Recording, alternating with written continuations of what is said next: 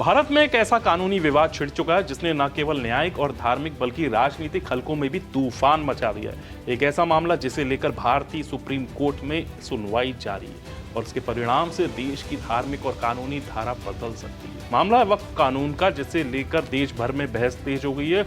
कुछ इसे एक आवश्यक बदलाव मानते तो कुछ इसे धार्मिक स्वतंत्रता पर हमला। क्या वक्फ संपत्तियां अब सही तरीके से प्रबंधित की जाएंगी या फिर ये कदम समुदाय की स्वायत्तता पर सवाल खड़ा करेगा? सबसे पहले बात करते हैं एक जरूरी खबर की। खबर है तमिलनाडु से। तमिलनाडु के वेल्लोर जिले के कट्टुकोलाई गांव में 150 से अधिक परिवारों को नोटिस भेजकर उनकी जमीन को वक्फ बोर्ड की संपत्ति घोषित किया गया है। नोटिस में कहा गया है ये जमीन सैयद अली सुल्तान शाह दरगाह की है और या तो इसे खाली किया जाए या किराया दिया जाए। गांव वाले जो पीढ़ियों से वहां रह रहे हैं और वैध दस्तावेज रखते हैं, इस फैसले से हैरान है और विरोध कर रहे हैं। उन्होंने जिला कलेक्टर को ज्ञापन देकर हस्तक्षेप की मांग की है। इससे पहले 2022 में त्रिचेंदुरे गांव में भी ऐसी विवादित स्थिति बनी थी। क्या इस कानून के तहत इस तरह के और मामले सामने आएंगे जहां वक्फ भूमि पर रह रहे परिवारों को अचानक बेदखल किया जाएगा? अब लौटते हैं सुप्रीम कोर्ट में हो रही सुनवाई पर।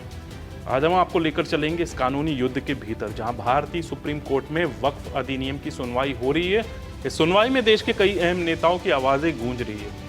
ओवैसी से लेकर अमानतुल्लाह खान तक ये सभी संशोधन को संविधान विरोधी बता रहे हैं। उनका कहना है कि ये कानून मुस्लिम समुदाय के धार्मिक अधिकारों को खत्म करने की दिशा में एक कदम है जो सही नहीं है। तो क्या ये सचमुच धर्मनिरपेक्षता पर एक हमला है या फिर उन संपत्तियों को बेहतर तरीके से संभालने का एक प्रयास है जो लंबे समय से गलत हाथों में पड़ चुकी है? राजनीतिक मोर्चा, ममता बनर्जी से लेकर बीजेपी शासित राज्य। अगर आप समझ रहे हैं कि ये केवल एक कानूनी विवाद है तो आप गलत हैं। ये मुद्दा अब राजनीतिक रंग भी पकड़ चुका है। पश्चिम बंगाल की मुख्यमंत्री ममता बनर्जी ने इस कानून पर अपना विरोध जाहिर किया है और कहा है कि ये मुस्लिम समुदाय के अधिकारों को खतरे में डाल सकता है और जल्दी मुस्लिम धर्मगुरुओं और उलमाओं से इस बारे में मुलाकात करने वाली है। वहीं बीजेपी शासित राज्य उत्तर प्रदेश, हरियाणा, मध्य प्रदेश जैसे राज्यों ने इस संशोधन को अपना एक समर्थन दिया है। उनका कहना है कि यह कदम वक्फ संपत्तियों के बेहतर प्रबंधन और पारदर्शिता के लिए आवश्यक है। वक्फ कानून, मुस्लिम धर्म की संपत्तियों पर सरकार का हस्तक्षेप। जो लोग इसका विरोध कर रहे हैं उनका यह कहना है कि इससे वक्फ बोर्डों का नियंत्रण बढ़ेगा और मुस्लिम धार्मिक संस्थाओं के मामले में सरकारी हस्तक्षेप बढ़ेगा।